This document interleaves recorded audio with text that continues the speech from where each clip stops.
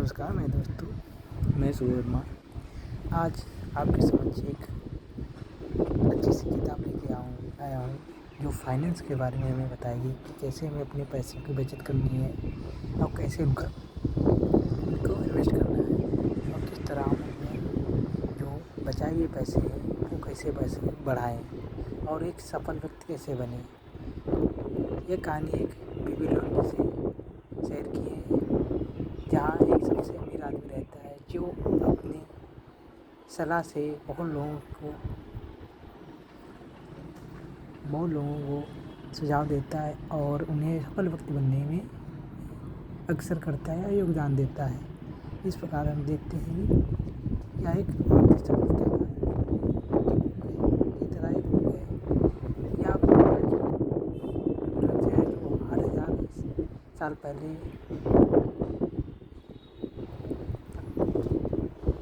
जो 8,000 साल पहले बसा था और वहाँ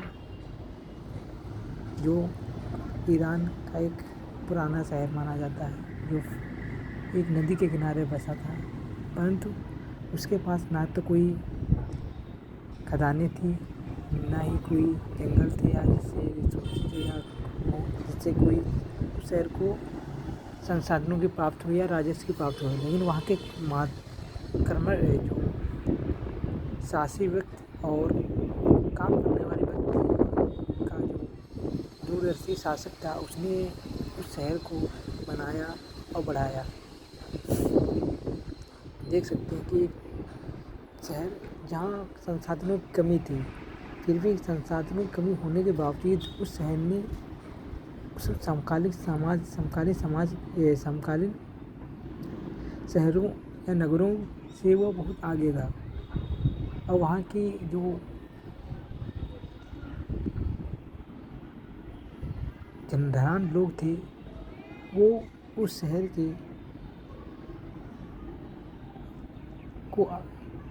विकास में अपना योगदान दे रहे थे।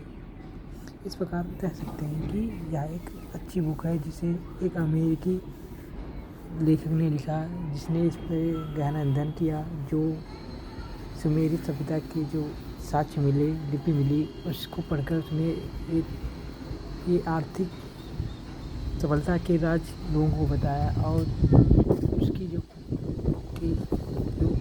बेबीलोन का सबसे अमीर आदमी सबसे ज़्यादा उस समय के लोगों ने, जैसे बैंकर हो गए या व्यवसाय कर रहे थे, उन सभी ने इसके विचारों को आगे बढ़ाया।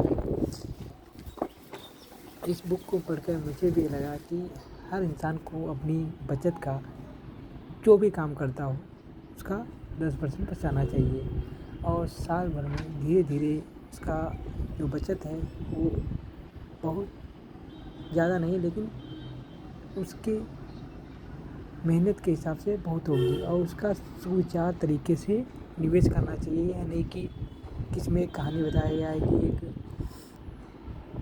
व्यक्ति होता है उसने एक साल में मेहनत करके अपनी जो मेहनत की कमाई था उसके 10% पैसे बचाए और एक कारीगर जो मकान बनाता था, ईंटें बनाता था, उसके कहने पर उसने उसको पैसे दे दिए ताकि वह दूसरे जो देश में जाके वहाँ से रत्न लेकर आए और यहाँ बेचे, जिसका जो फ़ायदा होगा या मुनाफा होगा उसमें आधा बांट लेंगे। परंतु वो नहीं जानता था जो ईंट बनाने वाला उसको रत्न के बारे में क्या ज्ञान होगा और जिस कारण उसका जो पैसा था वो सब डूब गया। उस हिसाब से वो कहता है कि कभी भी जिस चीज़ का व्यवसाय हमें करना उस व्यक्ति से हमें सलाह लेनी चाहिए, ना कि दूसरे व्यक्ति से जिसको उसके बारे में पता ही नहीं हो। इस प्रकार हम कह सकते हैं यह बुक जो आर्थिक हमारे फाइनेंस के लिए है वो बहुत अच्छी बुक है मेरे हिसाब से, क्योंकि मैंने जब इसे पढ़ा तो लगा जीवन में कुछ जो हम अपनी कमाई करते हैं उसका 10% हिस्सा अपने आप को दें, क्योंकि हम अपनी मेहनत का जो पैसा होता है वो हर चीज़ पे कर देते हैं, जैसे कपड़ों पे जिनकी हमें ज़रूरत भी नहीं है फिर भी हम खर्च कर देते हैं। लेकिन अगर हम अपना 10% पैसा अपने लिए बचाएं, वही पैसा हमारे आगे हमारे लिए काम आएगा। हमें कोई नया व्यवसाय करना या नई कोई ज़मीन खरीदनी जिसके लिए हमारे पास पैसे नहीं है, लेकिन उससे हमें बहुत सा फ़ायदा हो सकता है, लेकिन हमारे पास पैसे नहीं होते, हमारे पास बचत नहीं करते हैं। क्योंकि हमें हमारे समाज ने सिखाया है जब तक खर्च करोगे नहीं तब तक पैसे पाएंगे कैसे। इस हिसाब से लोगों का ये पूर्वाग्रह बन चुका है कि पैसे खर्च करने वालों के पास ही पैसे आता है, लेकिन ये अवधारणा बिल्कुल सही नहीं मानी जा सकती, क्योंकि हमें अपनी बचत का 10% ज़रूर, अपनी जो कमाई का है 10% ज़रूर बचाना चाहिए। वहीं दूसरी तरफ से ये भी बताया गया है कि हर व्यक्ति को काम से संकोच नहीं करना चाहिए, काम ज़रूर करना चाहिए, चाहे वो छोटा हो या बड़ा हो, क्योंकि काम करने से ही, हमें कार्य करने से संतुष्टि जो मिलती है वो अलग ही है। और जो काम करने से संतुष्टि मिलती है, इससे हम जो पैसे बचाते हैं वो अलग ही सुख है, क्योंकि काम करने के सुख के अलावा और कोई सुख ही नहीं रह जाता है। क्योंकि कभी भी तुम किसी व्यक्ति, जैसे किसान, जो मेहनती किसान होगा, उससे तुम कभी भी इसको घर बैठने नहीं देखोगे, देखते नहीं होगे, क्योंकि वो अपनी फसल जब लहलहाती तो उसको देख के उसको खुशी मिलती है, इसलिए वो और काम करने में उत्सुक रहता है। वो एक खेत से दूसरा खेत, तीसरा खेत ही सब में अपनी फसलें उगाता है, वह धीरे धीरे अपने गांव का संपन्न आदमी भी बन जाता है। इस प्रकार हमें काम से कभी चोरी नहीं करनी चाहिए। काम ही हमारा ऐसा है जिसे हमें सफल बनाने में बहुत बड़ा योगदान करता है, क्योंकि आलसी आदमी हमेशा सोचता ही रहता है कि हम क्या करें ना करें, काम करना दासों का काम है या नौकरों का काम है, बल्कि ऐसा नहीं है। हमें जो भी भगवान ने काम दिया है उसे बिल्कुल ईमानदारी रूप से करना चाहिए, क्योंकि उससे भगवान भी खुश होते हैं और जिसका हम काम करते हैं वो भी खुश होता है, जिस किलाने में उसका भुगतान अच्छा मिलता है। और ईमानदारी ऐसी चीज़ है जो इसे हर व्यक्ति को पसंद है, चाहे वो अमीर हो या गरीब हो, चाहे क्रूर हो शासक हो या निर्दयी शासक हो या उदारी या जो करुणामय शासक, सबको पसंद है, क्योंकि ईमानदारी ऐसी चीज़ है जो बहुत कम लोगों में मिलती है। हमें अपने काम से कभी भी चोरी नहीं करनी चाहिए, हर काम मिले उसे करना चाहिए, चाहे वो छोटा हो या बड़ा हो, क्योंकि काम कोई छोटा या बड़ा नहीं होती, हर काम की कीमत होती है जिसे हर किसी को मिलना चाहिए। ये भी नहीं कि कोई काम करता है उसकी इसकी कीमत ही नहीं मिले, तो वो भी गलत है। हमें हर आदमी के काम की कीमत देना चाहिए, चाहे वह कैसा भी हो। और दूसरी तरफ जो हम निवेश करते हैं, वो पैसा हमारे एक सर्वेंट की तरह काम करता है। वो ये 10 पैसे किसी पे मैंने इन्वेस्ट किए या ज़मीन या कहीं भी सूद पे दे दिए या कहीं पे इन्वेस्ट कर दिए तो वो दुगना हो जाता है, वहीं दुगना के चौगुना हो जाता है। वहीं एक हमारे दूसरे व्यवसाय की तरह काम कर रहता है, हम सोते हुए भी हम पैसे कमा रहे होते हैं। इस प्रकार हम देखते हैं बहुत से अमीर लोग यही करते हैं, क्योंकि उन्होंने पैसा कमाया और इन्वेस्ट अच्छी जगह किया, उन्हें सोच विचार के किया, क्योंकि उन्होंने अनुभव किया कि जिसमें व्यवसाय में पैसा लगाना है उसको उस व्यवसाय में उस व्यक्ति, ऐसा कोई व्यक्ति आए कह दे कि हमें बेकरी खोलना है या कोई फूड चेन बनानी है, लेकिन उसको उसके बारे में बिल्कुल अनुभव ना होना, उसके परिवार ने उसका वैसा काम, बेकरी का काम या फूड खाना बनाने से, रेस्टोरेंट हो गया, खाना बनाना ही नहीं जानता, तो मालिक बनते उसे मान लो भाई उसके नौकर जो बावर्ची वहीं चला गया, उसका तो काम ठप हो जाएगा, वो तो बंद हो जाएगा और तुम्हारा तो नुकसान हो जाएगा जो इन्वेस्टमेंट किया है। इस प्रकार हम देखते हैं कि जो हम पैसा लगा रहे हैं सोच समझ के लगाना चाहिए कि जो व्यक्ति पे हम पैसे लगा रहे हैं या धंधे पे, वो व्यक्ति इस काम के लिए कितना कर्मठ है या उसके बारे में उसका अनुभव कितना है। ये नहीं ये बंदा हीरे के व्यापारी, वही हीरे के व्यापारी है और वो जाए किसी सॉफ्टवेयर सेक्टर में, कहीं हम कंप्यूटर के सॉफ्टवेयर का काम करना चाहते हैं और उसमें सभी से इन्वेस्ट ले, तो गलत होगा, क्योंकि वो उस बारे में जानता ही नहीं, तो हीरे के बारे में भी जानेगा तो अगर वो हीरे का व्यापार करना चाह रहा है तो हम उस पर इन्वेस्ट कर सकते हैं। लेकिन अगर कोई IT सेक्टर में उसका हमें अपना व्यापार बढ़ाना चाहता है तो बिल्कुल उस पर इन्वेस्ट ना करें जब तक उसका काम देख ना ले। हाँ, और दूसरी तरफ वही इस बुक में ये भी बताया गया है कि बेबी लोन के बहुत समृद्ध माना जाता है उस समकालीन समाज में या समकालीन इतिहास में, जिसकी ख्याति हेरोडोटस जैसे महान यूनानी इतिहासकार ने भी किया, क्योंकि जब सिकंदर महान अपने साम्राज्य का विस्तार कर रहा था, तो उसने उस शहर में आखिरी सांसें भी ली थी, बेबीलोन शहर में। क्योंकि ये सब उस समय वह पश्चिम एशिया का मशहूर शहर माना जाता था। वहाँ की धनाढ़ लोगों के बारे में कहानियाँ चलती थी। वहाँ की समृद्धि के बारे में लोगों के यहाँ के जहन में कहानियाँ थी। वहीं वहाँ के लोगों ने उस कहानियों को जीवित करने में भी योगदान दिया, क्योंकि वहाँ के लोग काम करने की इच्छा प्रबल थी। उन्हें छोटा या बड़ा काम कोई लगता ही नहीं था, हर काम के लिए आगे बढ़ते रहते थे। और जो काम करने के लिए थे उनको वहाँ के लोग प्रोत्साहन भी देते थे।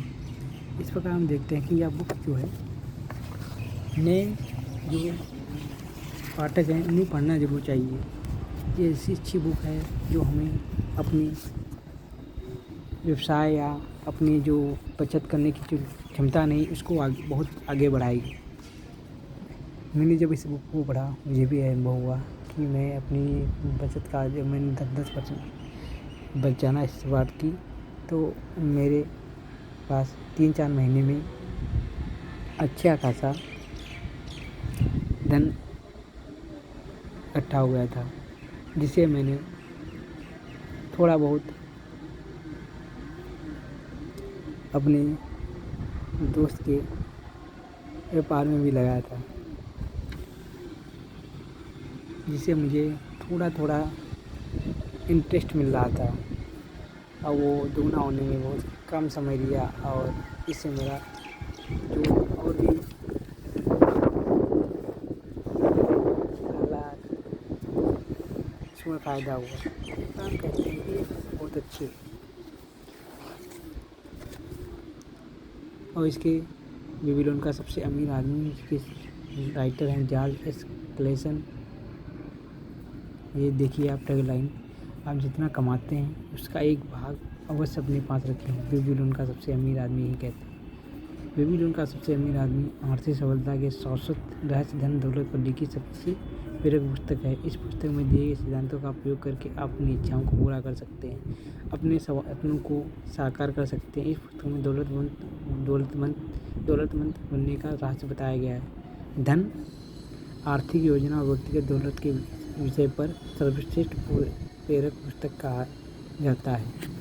आप देख सकते हैं कि इसका अनुवाद सुनीता प्रकाशन नामक बुक प्रकाशन ने किया है, और इसका हिंदी संस्करण पहली बार 2003 में आया है, जिसके हिंदी अनुवादक भजन दास जी हैं, मौजपुर दिल्ली है। और लॉस एंजलिस टाइम्स क्या कहती है, 1920 के दशक में लिखी गई पुस्तक 21वीं सदी के आधुनिक निवेशकों को उनकी आर्थिक स्थिति के बारे में सिखा सकती है बहुत कुछ। अगर यह पुस्तक जॉर्ज क्लेसन की बेबीलोन के सबसे अमीर आदमी हो, इस पुस्तक में धन के मूलभूत सिद्धांत विस्तार से बताए गए। यह हर एक कॉलेज के विद्यार्थी या आम आदमी के लिए बेहतरीन तोहफा है, जो धन की दुनिया में खुद को दुविधाग्रस्त पाता है। साथ ही अनुभवी निवेशकों के लिए भी अद्भुत रूप से पठनीय है। इसमें देखिए, उन लोगों के लिए दुनिया में बेशुमार धन मौजूद है जो इससे हासिल करने के आसान नियमों को जानते हैं। पहला, अपने धन को कई गुना बढ़ाएं, अपनी पूंजी ना गवाएं, अपने पर्स को मोटा रखें जिससे हमें कॉन्फिडेंस बढ़े। पूंजी ना गंवा के ऐसा इन्वेस्टमेंट ना कर दें कि हमारे उसके जो कहानी में बताया कि कोई कारीगर को हम हीरे खरीदने के लिए पैसे दे दें और वो हमारा पैसा डुबा दें। कोई अपने धन को कई गुना बढ़ाएं, ऐसी जगह इन्वेस्टमेंट करें जहाँ हमारा पैसा हमारे सर्वेंट की तरह कार्य करे और अपने खर्चे को नियंत्रित करें। ये जरूर सबसे बड़ी बात है कि हमें अपना जो खर्च होता है, जैसे हमें कमाई मान लो 10,000 है, तो हमें 70% ही खर्चा है करना चाहिए।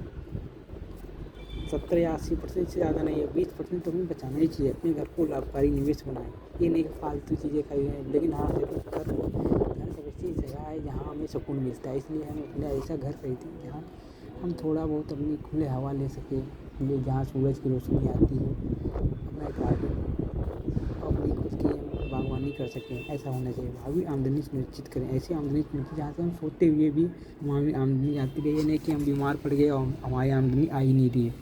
अपनी कमाने की क्षमताएं बढ़ाएं। ये नहीं कि एक ही व्यापार पे हम निर्भर कर जाएं, हमें अब हर जगह अपने व्यापार को बढ़ाना चाहिए। अब देखिए बेबीलोन का सबसे अमीर आदमी, धन से सांस्कृतिक सफलता का आकलन किया जाता है। धन से इस दुनिया की सारी अच्छी चीज़ों का आनंद लिया जा सकता है। धन उन लोगों के पास आसानी से आता है जो इसे हासिल करने के आसान नियमों को जानते हैं। आज भी धन के नियम वही हैं जो 6000 साल पहले बेबीलोन के अमीर लोगों के पास समय थे। ये इनकी प्रस्तावना है, रिसर्च है। ये बुक पे जो लिखी है 11 चैप्टर में डिवाइड है। और ये प्रस्तावना है, किसी भी देश की समृद्धि उसके नागरिकों पर निर्भर करती है। यह पुस्तक सफलता के बारे में, सफलता का मतलब हमारे प्रयासों योग्यताओं की तुलना से मिलने वाली उपलब्धियाँ। हमारी सफलता की कुंजी उचित तैयारी है। हमारे पास हमारे विचारों जितने की उद्यमिता हो सकती है और हमारे विचार हमारे ज्ञान की विविधता को हो सकते हैं। खाली पर्स का इलाज करने वाले इस पुस्तक को आर्थिक ज्ञान की मार्गदर्शिका कहा गया। दरअसल यही इसका उद्देश्य है। यह महत्वाकांक्षी लोगों को आर्थिक सफलता का ज्ञान देती है। ये नहीं जो महत्वाकांक्षी ये नहीं कोई काम छोड़ है वो उस बुक को पढ़ कर कोई फ़ायदा नहीं उठा सकता, क्योंकि उसके अंदर काम करने की प्रबल इच्छा ही नहीं होगी, तो इससे उसको नागवार मिल जाएगा, चलेगा फालतू। इसकी मदद से धन हासिल कर सकते हैं, उसे अपने पास रख सकते हैं और उससे सबसे ज़्यादा धन कमा सकते हैं। हम बेबीलोन में चलेंगे आगे की पुस्तकों में, जहाँ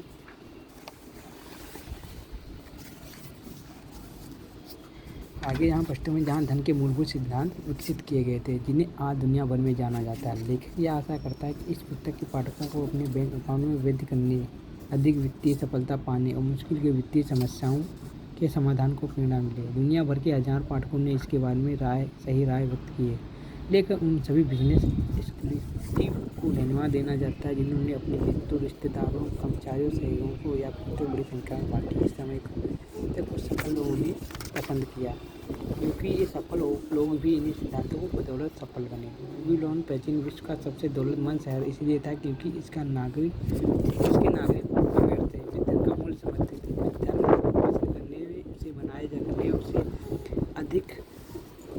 अधिकपन कमाने के लिए दमदार आर्थिक सिद्धांतों पर अमल करते थे। इन सिद्धांतों की बदौलत वे दौलतमंद बन गए और हम यही चाहते हैं, अमीर बनने की इच्छा रखना चाहिए। ये पहला ही बात कही बुक है, ये चैप्टर भी है। एक अरकान नामक इसमें जो सबसे अमीर है बेबीलोन का व्यापारी वो अपने मित्रों को बताता है कैसे बहुत से इसके मित्र होते हैं वो परेशान होते हैं कि हम अपना काम तो कर रहे हैं, लेकिन हमें जो हमारी बचत है वो मिल ही नहीं, हमें जो बचत हम कर ही नहीं पा रहे और हम वही रोज़ कुआँ खोद रहे हैं, रोज़ पानी निकाल रहे हैं। यही उन लोग का हाल था। तो उसने जो अरकान नामक व्यक्ति था उसने उन्हें सुझाव दिया कि अपने पैसे कैसे बचाएं और फिर उस पैसों को कहाँ इन्वेस्ट करें और कैसे उन्हें आगे बढ़ाएं। चार से आगे खाली पर्स भरने के साथ उपाय अपने पर्स को मोटा करना शुरू करें। कैसे हम पैसे एक करके रोज़ जब इकट्ठा करें तो हमारे पास मोटा पर्स हो जाएगा, जिसे देखकर हमें खुशी महसूस होगी। वही दूसरा नियम है, खर्च को नियंत्रित करें। ये नहीं कि फालतू खर्च करें, जहाँ हमें ज़रूरत भी नहीं है वहाँ भी खर्च किए जा रहे हैं। एक गाड़ी है लेकिन हम दूसरी मर्सिडीज़ सोच रहे हैं खरीद लें, ये है वो है। हम फालतू पे ये नहीं है कि हम जब हम घर पे खाना खा सकते तो हम होटल या रेस्टोरेंट में इतने महंगे होटल में क्यों खाएँ जाते हैं। ये फालतू खर्च नहीं करें, ऊपर से हमें अपनी कमाई के हिसाब से खर्च करना चाहिए। वही तीसरा उपाय, अपने धन को कई गुना बढ़ाएं। ये नहीं कि अपने धन को किसी बैंक में जमाई कर रख दें, इसे इन्वेस्ट करें। जैसे म्यूचुअल फंड हो गया या इस समय के हिसाब से फंड हैं उनमें इन्वेस्ट करें, क्योंकि ये सबसे बड़े बढ़ाने में उपयोग कर सकते हैं। चौथा उपाय, अपनी पूंजी की रक्षा करें। ये नहीं कि अपनी पूंजी को ही गलत तरीके से लगा दिया और कहीं ऐसी जगह रख दिया यहाँ लेके डूबे जाए, इस बैंक पे अपना पैसा ही डुबा दिया। पाँचवा अपने घर को लाभकारी निवेश। ये सबसे बड़ा मुझे लगता है, ऐसी जगह अपना घर बनाए जहाँ सुकून मिल सके, अपने बच्चों के साथ रह सकें, खेल सकें, बात कर सकते हैं, क्योंकि वहीं सबसे सुकून वाली जगह होगी। क्योंकि वहाँ आप व्यवसाय नहीं कर रहे होंगे, आप सुकून से आप अपनी बागवानी करें, पेड़ों को लगाएं, जिससे आपको सबसे ज़्यादा सुकून मिलेगा। देखिए बेबीलोन में बहुत से लोग अपने परिवारों के साथ किन मकानों में रहते, हालांकि उनके पास माहौल का अच्छा में रहना था। इन्हें किराए में मकानों को धन देते थे। अक्सर उनके मकानों में बाग बगीचों के लिए जगह होती थी। उनकी पत्नियां पेड़ पौधों में नहीं लगा पाती थी जिनसे औरत की खुशी मिलती है। उन मकानों के बच्चों के लिए कुछ है जिस कारण इसलिए भी गंदी ये गरीबों की हालत का सबसे बड़ा एक उदाहरण माना जाता है। वहीं दूसरी तरफ एक बात देखिए आप, तब आपको अच्छी खुशी का एहसास होगा क्योंकि आप एक मामूली जायदाद के स्वामी बन जाएंगे। उस समय आपका इकलौता खर्चा होगा, बस सरकार को टैक्स देना होगा।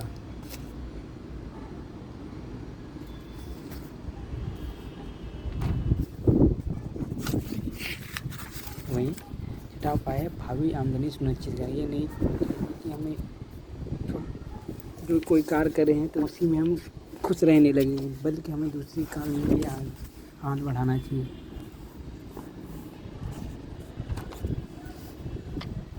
देखिए, धन के नियमों के ज्ञान से जो व्यक्ति धन इकट्ठा कर लेता है उसे अपने भविष्य के बारे में विचार करना चाहिए। उसे कुछ ऐसे निवेश को योजना बनानी चाहिए जो कई साल तक सुरक्षित रूप से बढ़ते रहे और ज़रूरत के समय काम आए, जिसकी उसने समझदारी से पहले ही कल्पना कर ली थी।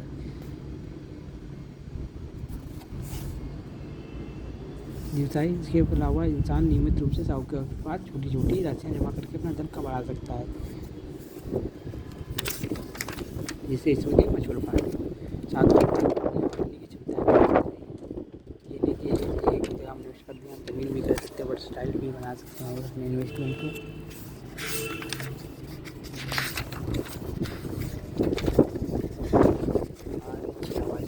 भी अच्छी आई। अब सौभाग्य की दौलत से मिलना, ये देवीलाल की कहावत है। अगर कोई इंसान भाग्यशाली है तो उसके सौभाग्य की सीमा के बारे में कोई भविष्यवाणी नहीं की जा सकती है। अगर उसे नदी में फेंक दिया जाए तो न सिर्फ वह तैरकर निवार निकलेगा बल्कि उसके हाथ में एक मुक्ति भी होगा। ये सौभाग्यशाली देवीलाल की कहानी है। एक बात ये कह सकते हैं कि उस समय भी लोगों के सौभाग्यशाली बनने की प्रबल इच्छा थी मनुष्य के मन में।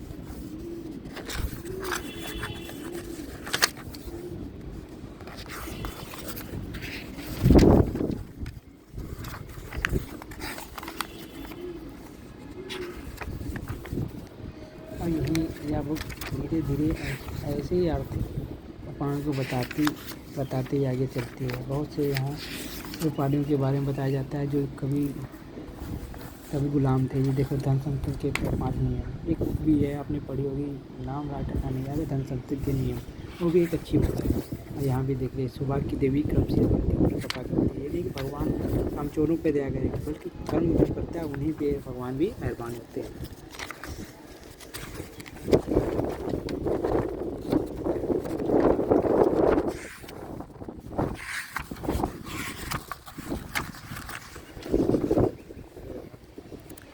धीरे धीरे हम देखते हैं जैसे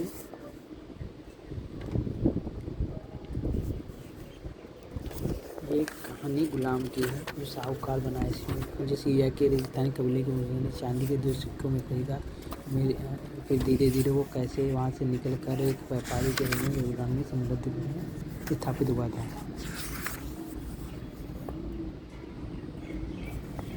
और ये बेबीलोन के जो पहले मेधापात्र पाए गए जिन पे कहानी लिखी गई है, सीरिया के गुलाम की ज़िंदगी के बारे में बताता है।